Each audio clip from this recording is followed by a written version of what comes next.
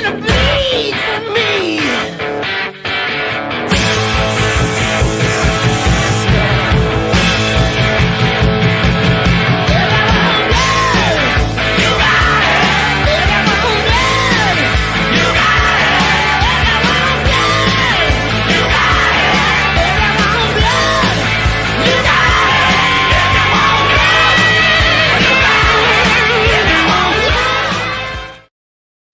Happy Hockey Day, everybody. The Philadelphia Flyers, the Detroit Red Wings coming up in about an hour. Chris Babos, Philly Sports Network. Eric Reese with Flyers Nation. Eric, how we doing? Tough week for the Flyers, but you know what? It's always nice. Hockey is back. Yeah, it's been a rough week. I think there's been a few self-inflicted wounds on the Flyers. What we'll get into that briefly, but nothing that sits there and says, is as successful as we wished, that's for sure. Absolutely. So coming into this show last week, episode 9, Flyers were 3-1 and we're riding high. Episode 10, not quite as exciting. 1-3 for the Flyers. They lost 3 straight, including 1 in overtime in Boston. And then they finished off the week with an impressive win against Columbus on the road, which we'll touch on in a moment. But for the Flyers, they only pick up 3 out of the possible 8 standing points. A couple of some of the really difficult teams in the Eastern Conference with Florida and Boston. And then we've got coming up a little bit later this week, Detroit, Minnesota, and then Detroit. So before we get into the recaps here, Eric, my weekly highlight, Flyers domination over the Columbus Blue Jackets. It's been quite a minute since we've seen the Flyers really control a game from start to finish like we saw in Columbus. And one of those games that I always feel like the Flyers kind of get trapped against where they're heading in their zone for most of the period. So it's nice to see them flip the table on the Columbus Blue Jackets. It was pretty much the only highlight, of the week, as far as, if we're picking out a highlight, I guess if we're going to pick out another, top storyline, I guess more so of the week, it's I'm pointing right to that Panthers game. And in my opinion, Tortorella kind of coached the Flyers out of the win there. I still don't understand. Like, I know his reasoning. He answered the next day, as far as, pulling Fedotov and putting in Kolosov. When you look at, the results and how that game played out, it didn't make much sense then, and it didn't make much sense the next day. I don't understand, a lot of the notion that Fedotov looks so bad in the first period. I do think, I do think that the first goal Fedotov allowed in was soft. I think the second one, he had a little bit of traffic in front. It was a pretty, I think Torts was done after the first one. Yeah, I mean, maybe, but, when the Flyers have a 5-4 lead and it's 5-5 and you're letting a beach ball of a goal in from the blue line, it doesn't say that Kolosov is a much better goaltender in that same game as well. This is fair. At the end of the day here, when you have to speak to Brad Shaw about it, and the post-game presser, instead of getting the actual answers when you have a lot of questions to ask about that, it doesn't necessarily scream transparency. I know a lot of people are going to be mad about that, and they can continue to be mad about that because that's kind of exactly what that was. However, I do like the way that Tortorella answered and coaching the team with the Boston Bruins, and I liked his answer after the game about not teaching his team to dive.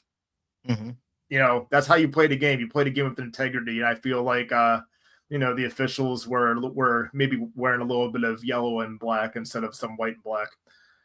Yeah, we tend to sometimes see that with some of those original 6 teams. I'll just kind of leave it at that. What's up, Patrick? Thanks for stopping in. We like everybody, all of the support. We've got a strong start here in the first 5 minutes, so let's keep that going. Like, share, subscribe, all of that good stuff. And hit us up on socials throughout the week, if not today. And we can get your questions and answers right up here on the screen. And have more of an interactive conversation, just like our guy, Dan Barry. Good timing there, Daniel. Welcome for Daniel Barry and his sports highlights over on the YouTubes. Thanks again, everybody, for joining with us. So let's run through that recap real quick. Eric kind of touched on it. It was a rough game. 7-5 was the loss against the Florida Panthers last Thursday. Florida scored the first 3 goals and 4 of the first 6 to put the Flyers behind the 8 ball. The Flyers did tie it up with 14:43 to go, which, yes, is skipping quite ahead. Tippett had 2 goals in under 30 seconds. But the main thing was the Flyers taking that 5-4 lead in the third period with 5:39 to go. Florida ties it at 14:43. And then something that I actually wanted to talk to you about on the podcast and get your thoughts on, because we had the chance to talk to Joel Farabee about the play. And Joel Farabee gets caught for a cross-checking penalty after he watched Travis Sanheim get ringed into the boards with no call. Sanheim goes for cross-checking. Florida scores on the resulting power play goal on an absolute bullet from Reinhart with his 19th goal of the year, and then Tkachuk steals it with the empty netter. So what are your thoughts on the play from Joel Farabee and that penalty at that time in the contest? I understand it.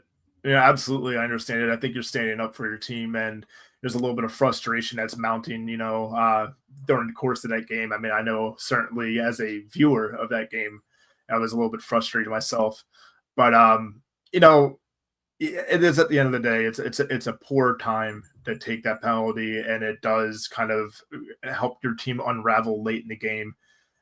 Again, you already had, a lot of people will sit there and say, goaltending situations where you pull a goaltender, you're trying to spark your team. Well, if your team already needed a spark, it's probably not, great to take a penalty against the defending champs.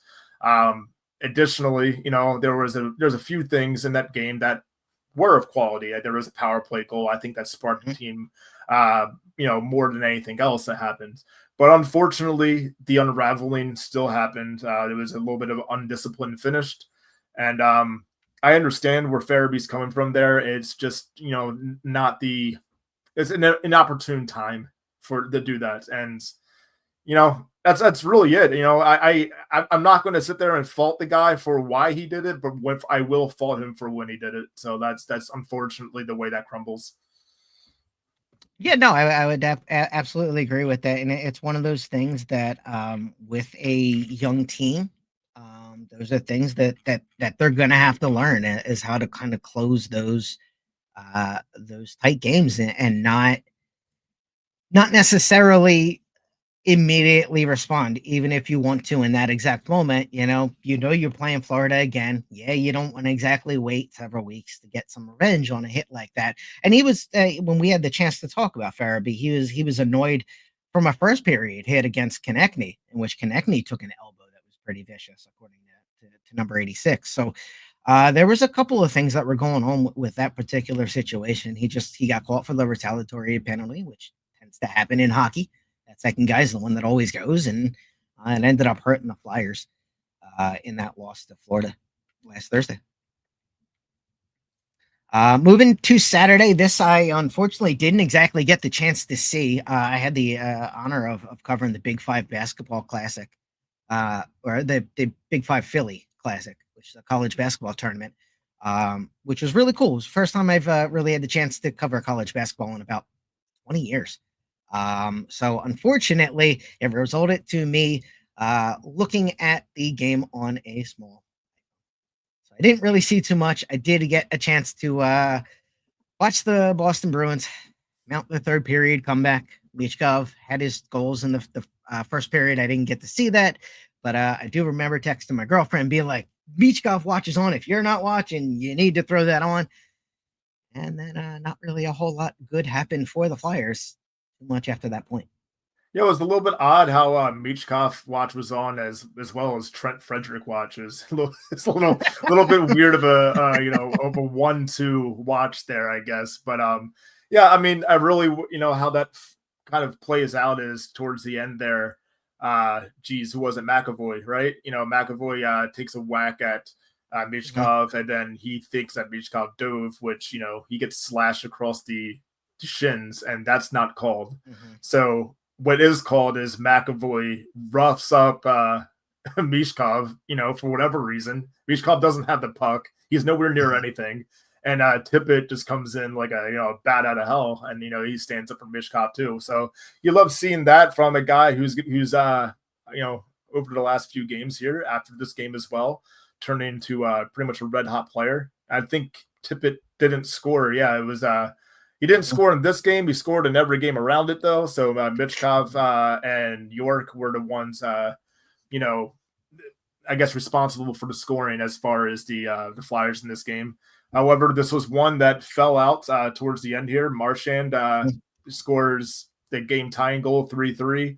And then overtime, you get the loser point, but Pavel Zacha. So it's one where, you know, I do believe here that this is a game where a lot of the calls kind of disjointed the end of the game here, where there probably shouldn't have been calls that were made, especially, you know, in terms of if you're not making as like the calls weren't congruent the entire time. I think is the biggest problem.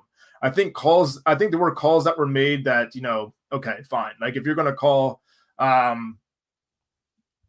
me go ahead and just look over here. If you're going to call a tripping penalty on Garnet Hathaway or a tripping penalty on, you know, Sean Couturier, I don't understand those when the tripping penalty and, you know, on McAvoy wasn't called, but it was more so just a roughing.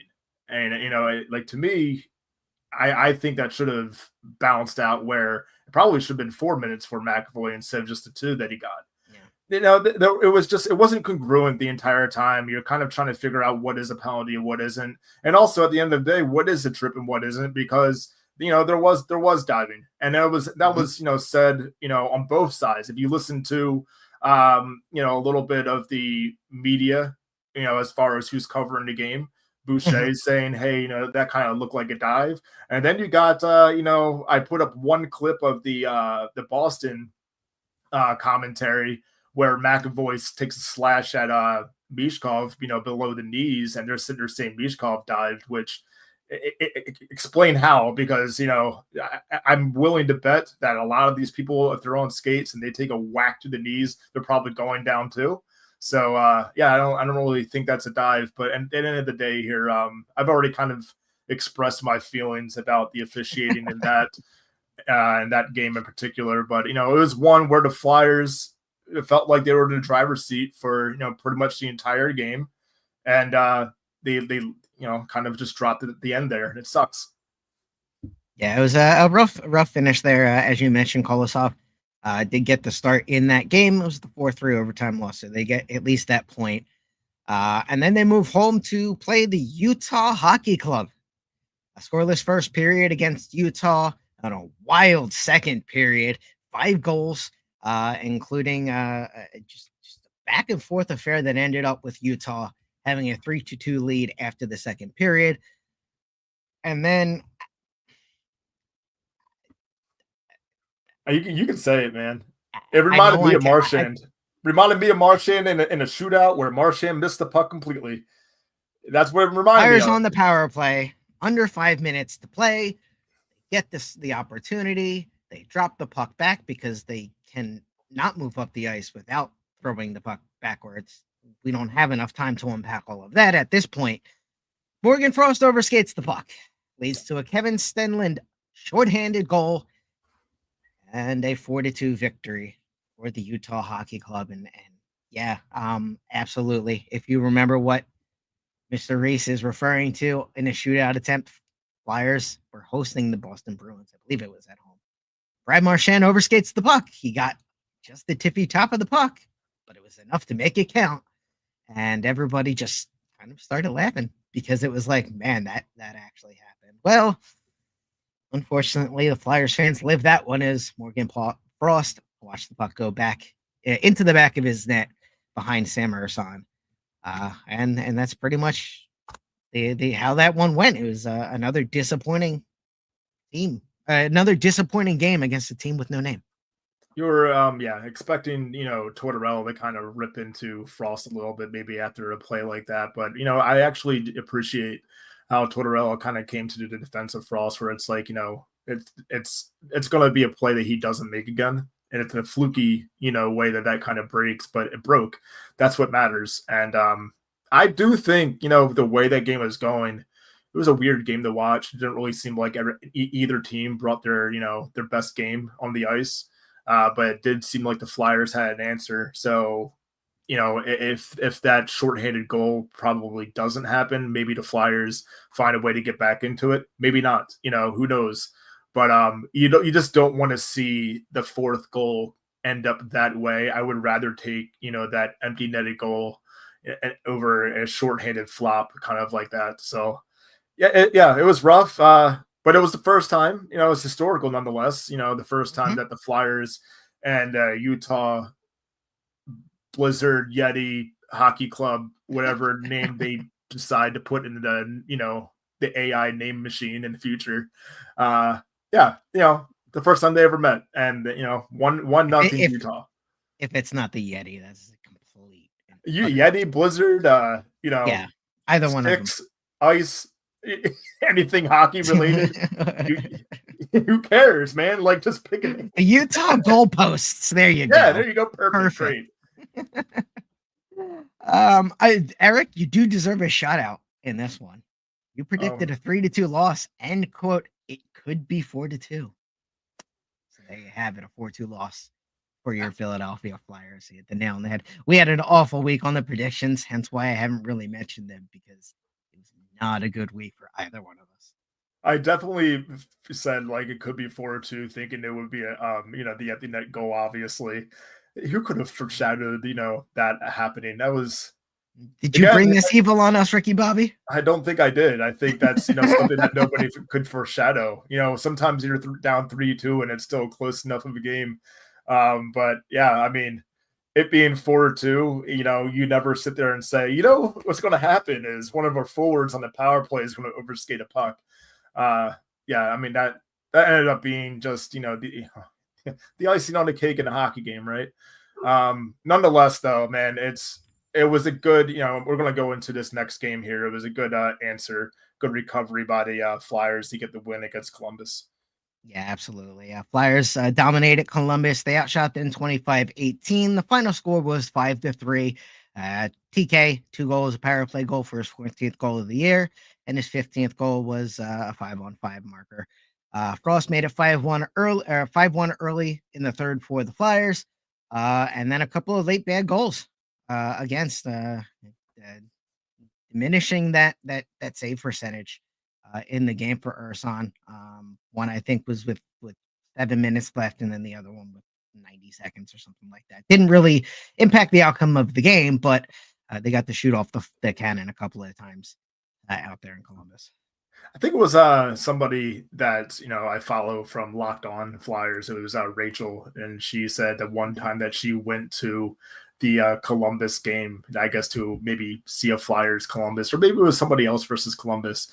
Columbus was shut out, so she didn't get to hear the cannon, which that kind of sucks, because you kind of do want to hear like the one thing that like I guess that's they're known for, I guess for whatever time they went or she went to the game.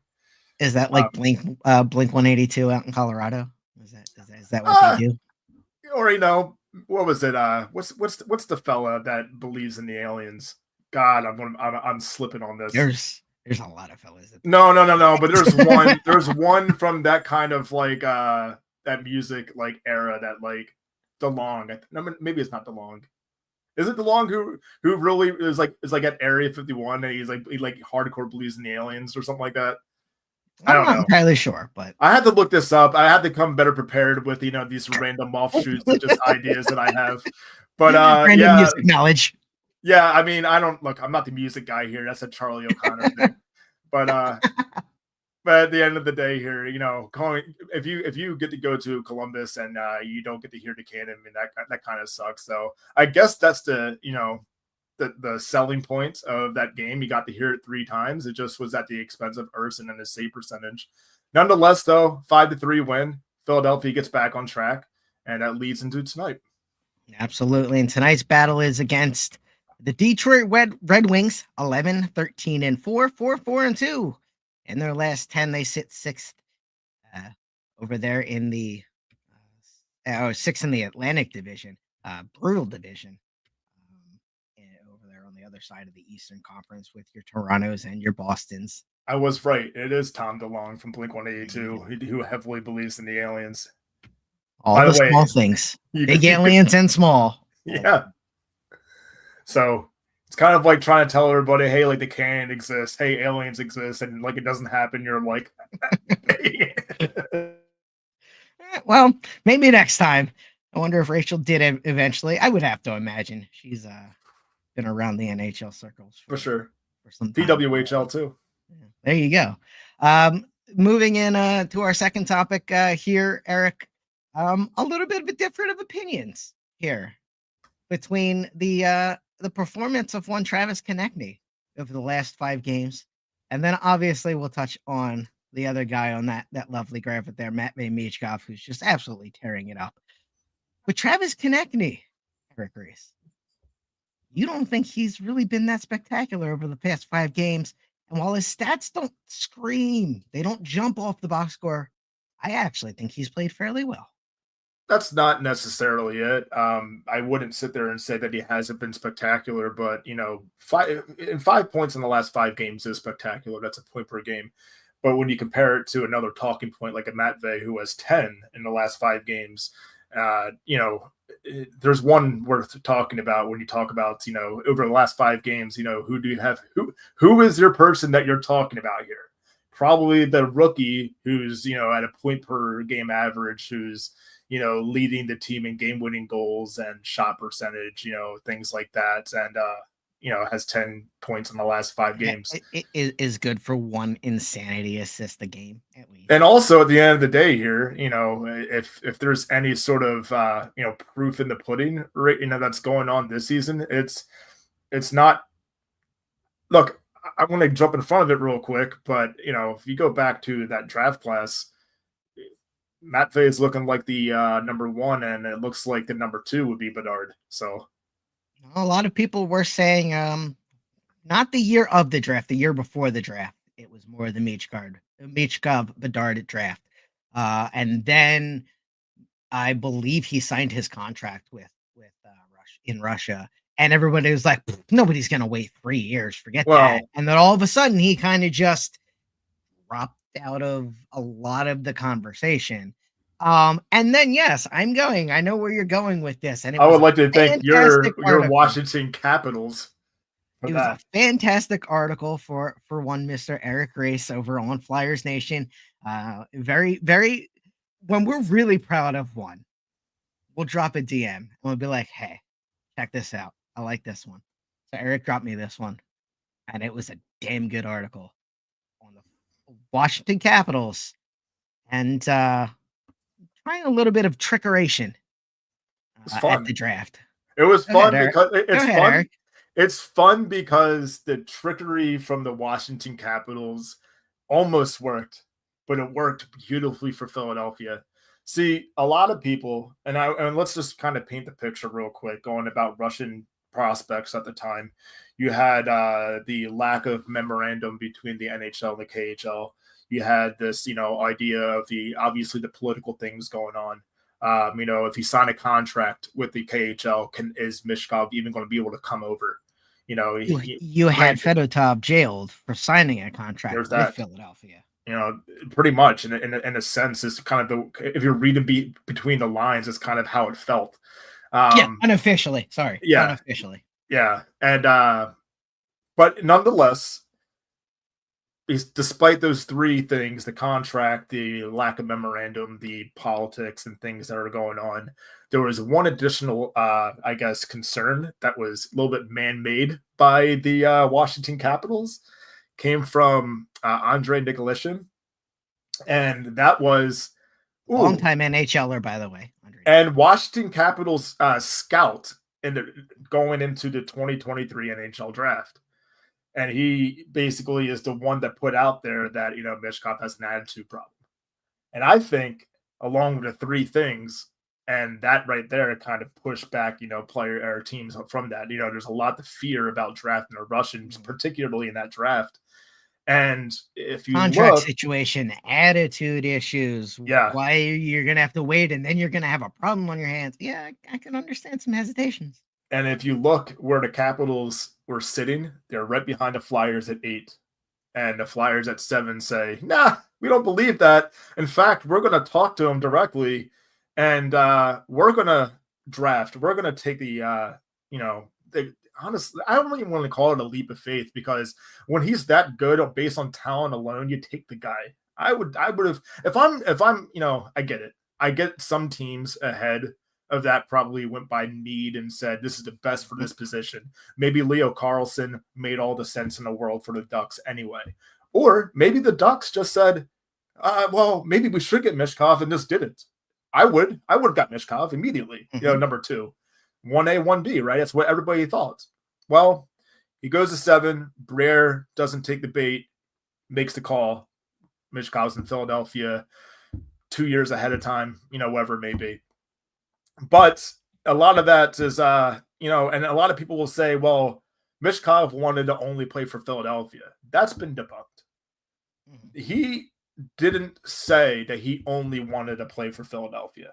And this is, it's so competitive. He just wanted to play. That's fair. He wanted to play in the NHL. And that was debunked by not only Dreger, but also Mishkov's agent at the time as well. So there's 2 very, very legitimate sources close to Mishkov, or at least close to the conversation, that say that he did not particularly and exclusively say he wanted to play for Philadelphia only. Now, no, but he did kiss the Flyers logo on draft day, and honestly, at that point, I was done. I was like, all right, cool, I'm in. The other layer to that is there might be a little bit of trickery put in there by Briere. When did that report come out that he only wanted to play for the Flyers? Was it draft day? Was it going into the draft? I think it was draft day. After he was drafted, there was kind of that going along there. So if it's after he was drafted, then a little bit less of a trickery thing. But whoever put out the idea that Mishkov only wanted to play for the Flyers, it had to be a Flyers leak. That had to be some sort of media. That had to be something as far as the team. But apparently that's not true. Apparently that wasn't true. Apparently, and at the end of the day here, it makes all the sense in the world that Mishkov just wanted to play in the NHL. So when he gets an NHL sweater, could have been a Duck, could have been a Shark, could have been, a CH on there. He probably was going to go anyway. Could you imagine the alternate universe where Matvei Michkov is skating around with Macklin Celebrini? That would have been wild. That is wild. I mean, that's I had never really put that thought together until you said he could have been a Shark, and I'm like, oh, that would have been a dynamite. But it went to the Shark Tank, man. It could have been true. And I'll say this after explaining all of that, and I'm looking right at you Montreal fans right now. Maybe you should be mad at Washington. Okay? Take all of your frustration out on Washington. For those that don't know, there's a turf war on the social medias, and it's mostly just Montreal against Philadelphia. There's maybe 15% of Flyers fans that actually have anything to say back, because they're like, all right, we've got Michkov, you don't. So that's kind of what we say back. We just point to the ice and say, look.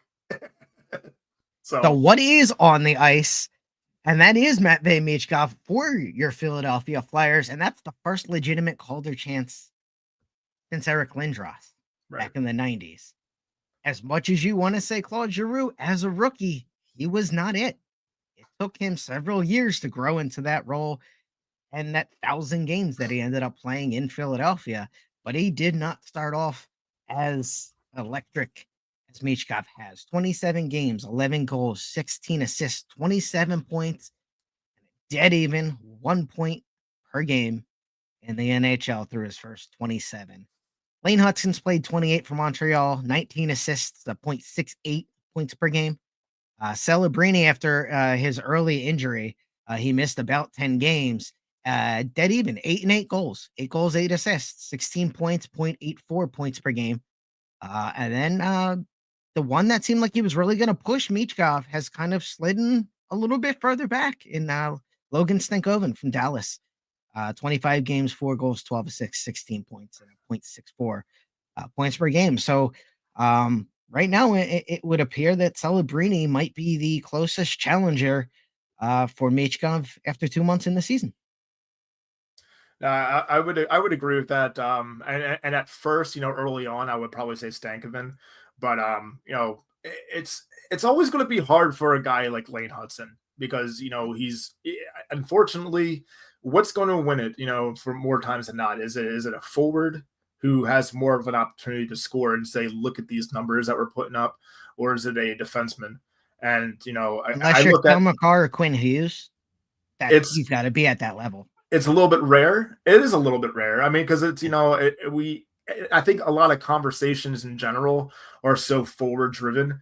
And when you look at the draft class, when you look at who's is a rookie, and you just kind of have this understanding that there is a celebrity, there is a Mishkov in there, you're almost surprised, and this is where I give my flowers to Hudson, because you're kind of surprised to see that he's still around in the conversation with that much of a, I guess, star power around the around those two forwards as far as the rookie race is concerned. Yeah, absolutely. And it's not like Montreal has had a banner season. They're 11-14-3. So it's not like he's, defeating David Pastrnak, so to speak. 15, 20 goals. He's having to work for some of those assists. Moving along, we've kind of touched on this, so I think we can kind of just elaborate on some thoughts. I think the goalie pecking order was established to the Flyers media community earlier today. Sam Ersson, the unquestioned starter. Everybody kind of knew that once he got himself healthy, he would get the bulk share of the net unless otherwise proven that it wasn't his net to control. Alexei Kolosov with the backup role, Ivan Fedotov with the third string role. So I would not expect Fedotov to see the ice a ton, probably this month, potentially next month. And Eric Reese, before the show, you definitely hit on a valuable topic that Flyers could potentially be trending towards losing Ivan Fedotov for nothing. Yeah, I mean, if they don't carry three goaltenders throughout the whole season, which it doesn't necessarily seem like that's the plan. It looks like they're, or at least it sounds like Tortorella and Bray are having those conversations about what to do. If Fedotov is sent down to the Lehigh Valley, he's going to have to go through waivers. And that being the case, I wouldn't be surprised if a team takes a trial on a goaltender that has some NHL capability, or at least some leeway about them. Now, does that mean that they're getting a steal? Is $3 million for a guy like not Kolosov, Fedotov? Look, not necessarily. I think a lot of people would say that maybe $3 million is an overpay. I think it's a pretty easy statement, not a bold statement to say that. But at the same time, it's like goaltenders are a little bit of a premium in the NHL. It's kind of like centers, kind of like right-handed defensemen.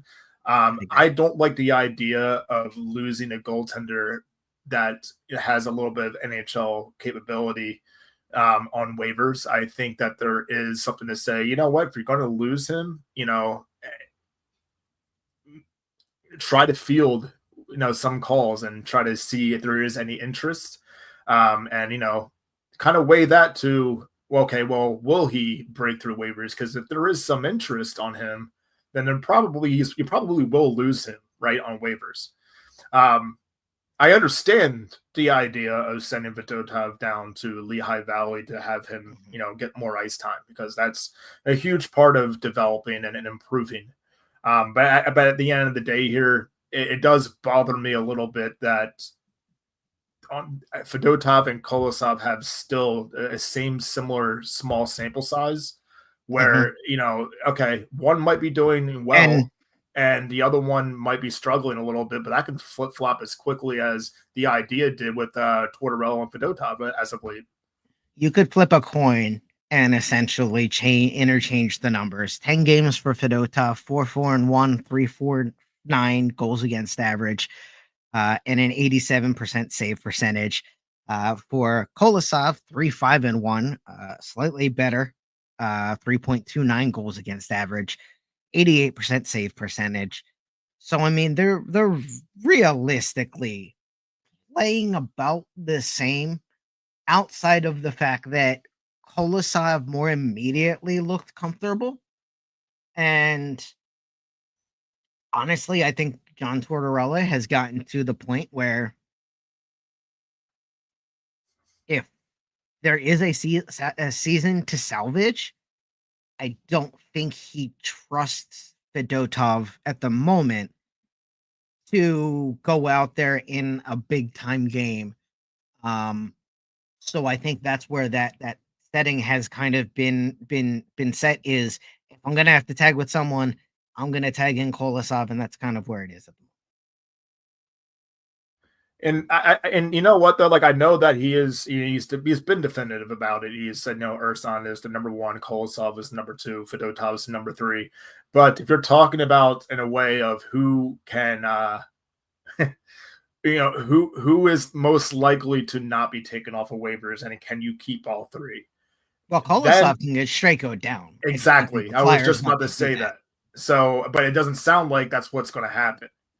So, yeah, that would be the safer route. But at the same time, is there truth to Kolosov and, what we heard about last year, where if he's in Lehigh Valley and he feels kind of disjointed from the club? I don't think that there's a lot of truth to that. I think that kind of was blown out of proportion. Mm-hmm. But I do think that there is a little bit of truth that, well, Kolosov will just as quickly go back to the KHL if he's not an NHL player. That's what I would have. That's what I would have to believe, especially once you get a taste of the NHL. So it's hard. It's kind of hard, and it's a tough life in the AHL. It's a lot of bus trips. It's a lot of 7 hours, 8 hours where, yes, the NHL players have to fly, but the amenities are way better. From what I've heard. Now, I've never gotten to travel with, the Flyers, but I can at least speak to my college travel experience with sports broadcasting. And, if you went with the men's basketball team, you were doing pretty well. You had fairly decent room. You had a good, we booked a run flight, so that didn't count. But whereas, if you were going on the road with, the men's baseball team, which at the time was not very good, it was pretty bare bones setup outside of like, cool, you've got your equipment, you've got, the team that's going down there, but there were not a lot of bells and whistles on those trips because of the budgetary concerns. Now, again, this is also Hofstra University circa early 2000s, so things have certainly changed in the college world since then. But like how Hofstra used to have a football team. How Marcus Colston, brother. I know. They had another one. Willie Colon was a Pittsburgh Steeler offensive lineman for several years, and big shout out to my Hofstra guys.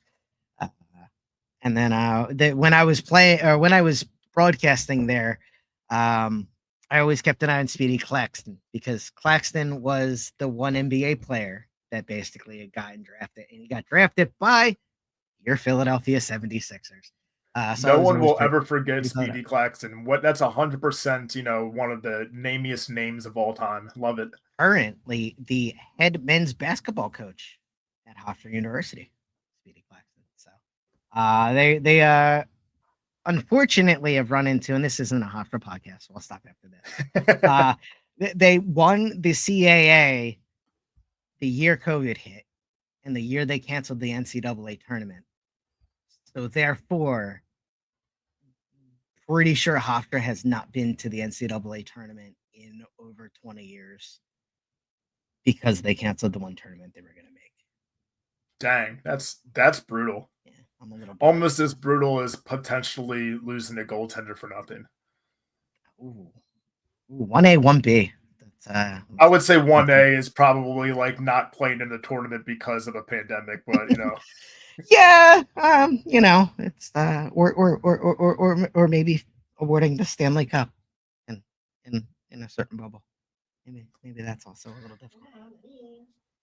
Yeah, it's hard to go back and even during the time, right, when you felt like sports was being taken away from you completely, you kind of started to romanticize watching sports or covering sports that honestly, would you do it on if you had, something to do? Probably not.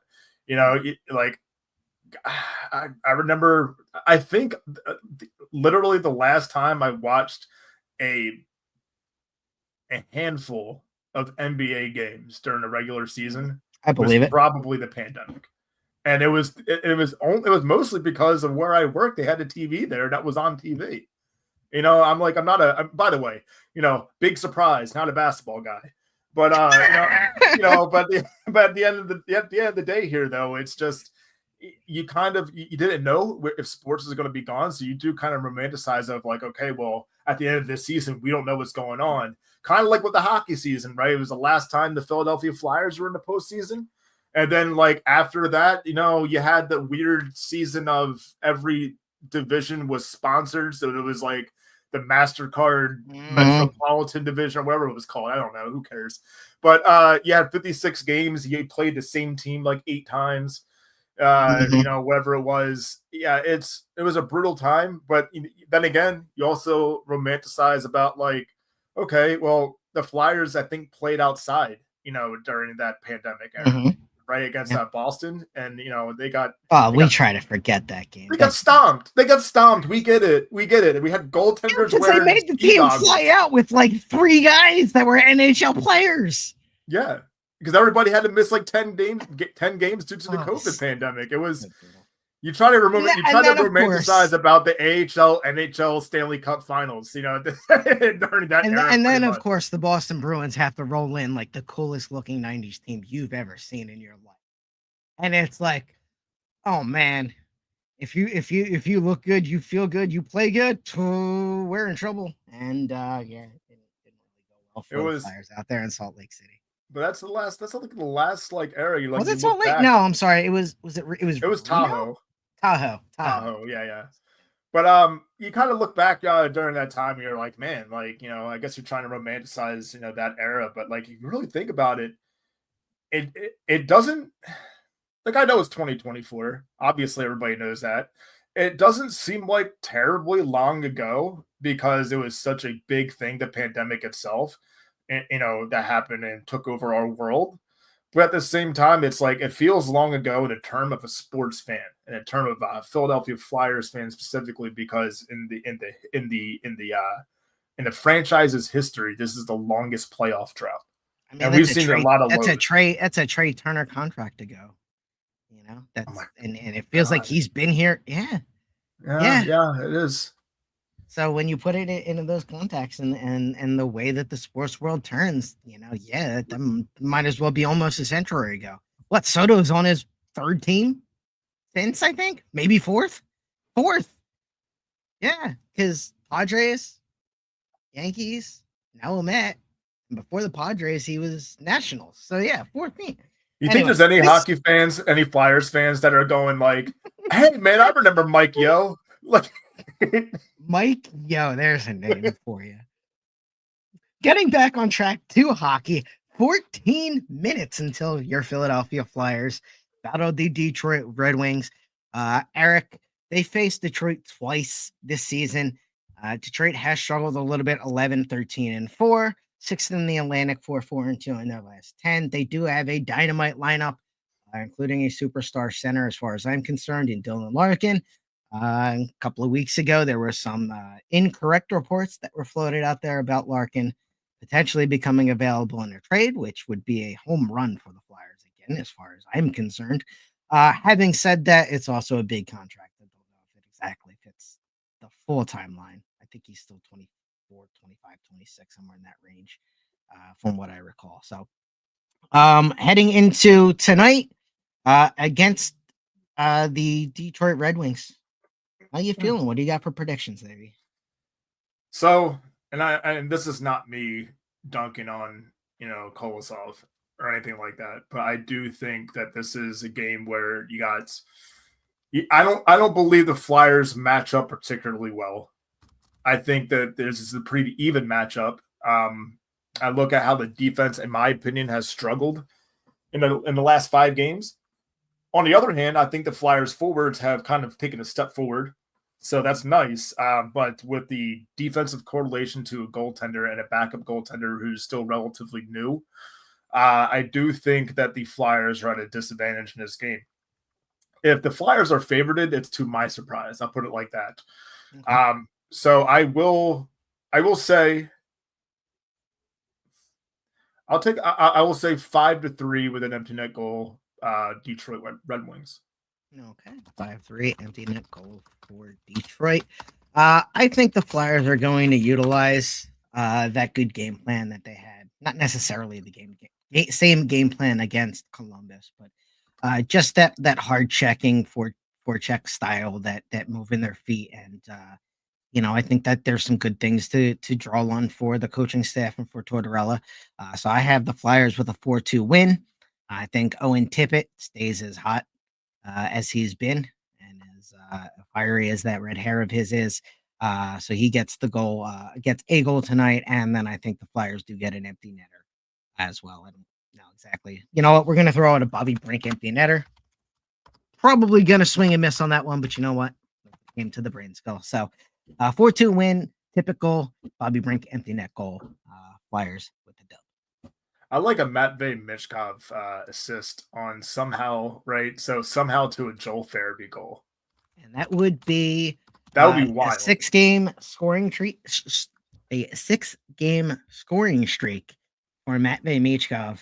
And I immediately grabbed my phone when you said that, because I saw a tweet and I need to see if I can find it real quick while I'm sitting here. I have it up real quick about that. So if you want me to go ahead. The Kevin Kurz? Just the one that I wrote from looking at the possibility. Okay. So all right. Well, instead of shouting out Kevin Kurz, shout out Eric Kurz. I look. Hey, Kevin. I wrote it down myself as well. I saw it on the NHL's website, NHL's media site as well. So,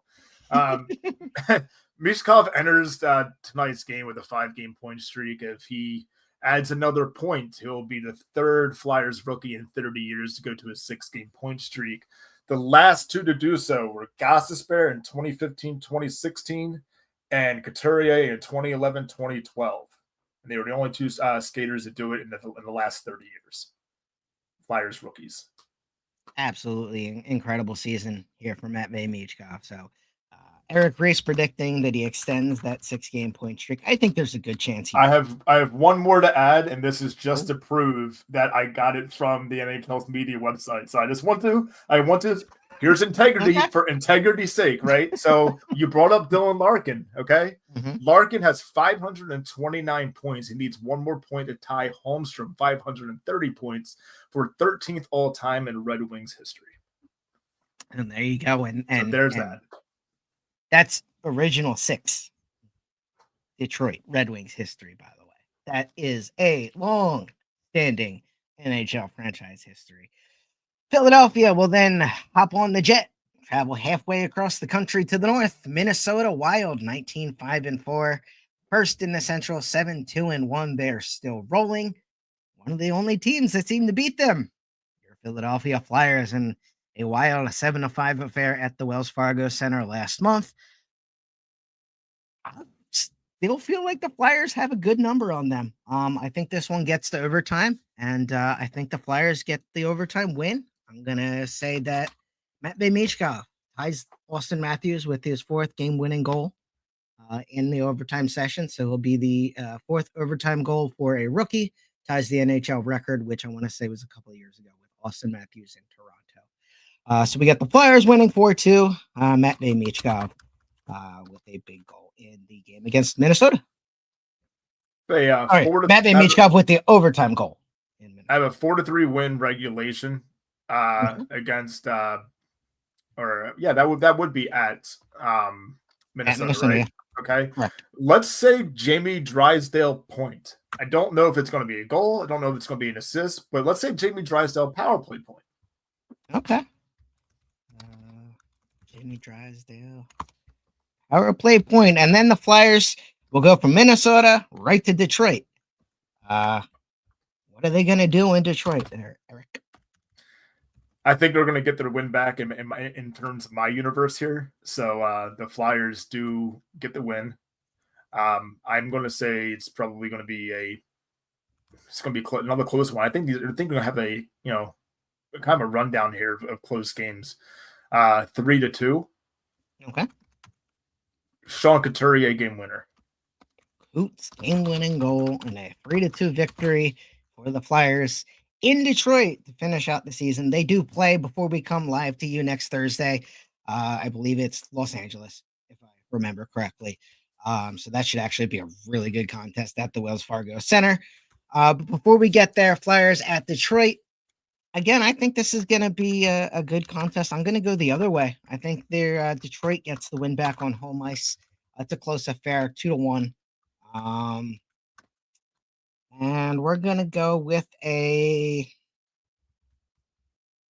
Konechny has an assist. He doesn't score. He has an assist in that game. In a 2-1 loss to the Red Wings. Is what I've got there. And that wraps up the look at the predictions coming up the next week. Detroit, home to Detroit tonight, at Minnesota, and then at Detroit.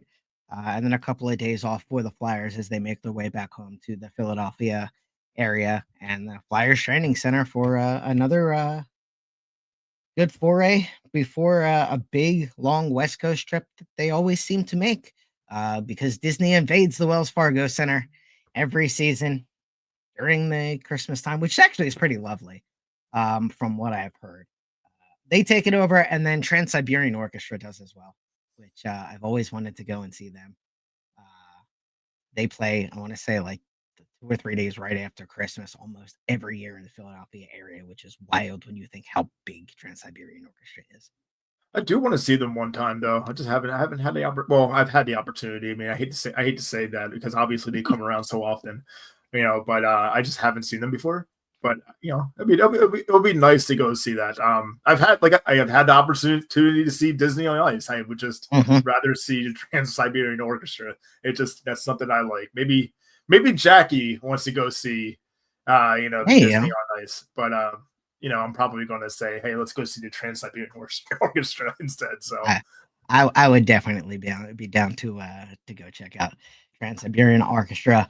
So Flyers next week's schedule, just since we have a couple of minutes before we get ready for the Flyers and the Red Wings at Wells Fargo Center. They host LA, and then they host Columbus 2 nights later, and then that West Coast road trip starts in Pittsburgh, and then the first meeting with Cutter Gauthier and the Anaheim Mighty Ducks.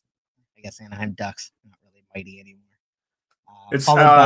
It's sounding like there might be a Flyers Nation sort of tailgate for that game.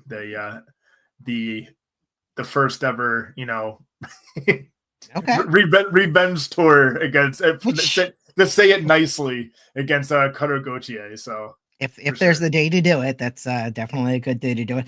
Tough schedule there for the Flyers. 3 games in 4 nights at Anaheim, at LA, at San Jose, and that at San Jose is New Year's Eve. 1 day off for New Year's, thankfully, and then they're in Vegas. So unfortunately, they missed the real big celebration. Or actually, no, you would think they might actually be in Vegas for New Year's because there's a break. No, they're in San Jose. Never mind. They'll probably be traveling from San Jose to Vegas on New Year's Day proper instead of watching college football like the rest of us. Yeah, that's probably true. I mean, it would be kind of cool to be like, hey, let's get on a red-eye flight and then make it right to the Sphere or something like that. Where I wonder what New Year's at the Sphere is like. It's probably crazy, but New Year's in Las Vegas just outright. Well, right. I mean, it's Vegas is Vegas, but look. Don't even get me started. I would love to go to Vegas. I can't guarantee much of anything. Hey, behave yourself. Probably not, but at the same time, going to the Sphere is something that's like I would love the experience. And I've never been to Vegas in my life, so probably need to go into like a buddy system or something like that. I went one time, and yes, the buddy system is definitely very much encouraged out there. Thank you very much, Spiral Out, for checking in. Let's go Flyers. 5 minutes before the Philadelphia Flyers and the Detroit Red Wings battle on Comcast Sportsnet. Eric, I don't really think we have to draw it out to get right up to the top of the hour. We've had a bunch of lovely people here getting ready. So I say, why don't we call it out here? do you have anything that you want to throw out for either Flyers Nation or Flipping? Flipping the Birds will be recording on Saturday at 9. I believe that's what Brian and Zach and Morgan and I all agreed on. So that will be us previewing the Pittsburgh Steelers game.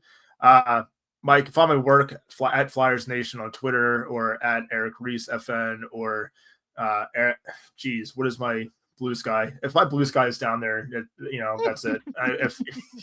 I'm still practicing the Blue Sky thing. There's so many little things I can only remember at a time. It might be like EM Reese at bsky.social. EM Reese. Okay, perfect. Got it. The only other thing I was going to add is talking about the Sphere and Las Vegas. Spiral Out's little icon right there. It kind of looks like what the Sphere I would imagine the Sphere would look like. So, seeing a Grateful Dead. I am not a Grateful Dead person, and I know that's not necessarily a Grateful Dead thing, but that's what that makes me think of. And seeing that, it does make me think that as well. Yeah, I haven't seen them live either. There's a lot of things I'm realizing that I've regretfully have not seen live. But if I had the opportunity to see the Grateful Dead, it'll probably be at the Sphere. So I'd probably just be doing this as Spiral Out's photo for probably I don't know how long, but. Who knows? Philadelphia Flyers and the Detroit Red Wings coming up. Eric, thanks again for sticking with us here today. I'm Chris Babos. I'm with Philly Sports Network. You can catch my Flyers coverage all throughout the week. I'm planning on doing something hopefully tomorrow, maybe the next day against or about Michkov and his Rookie of the Year bid. Now 25 plus games into the season. Warrants another good check-in to kind of see how the rest of the league is doing. And we already checked in on that here today, so I can listen back to this and get a couple of tidbits to maybe pop into an article. With the Philadelphia Eagles, I'm really proud of the history series that I've been doing pretty much all season.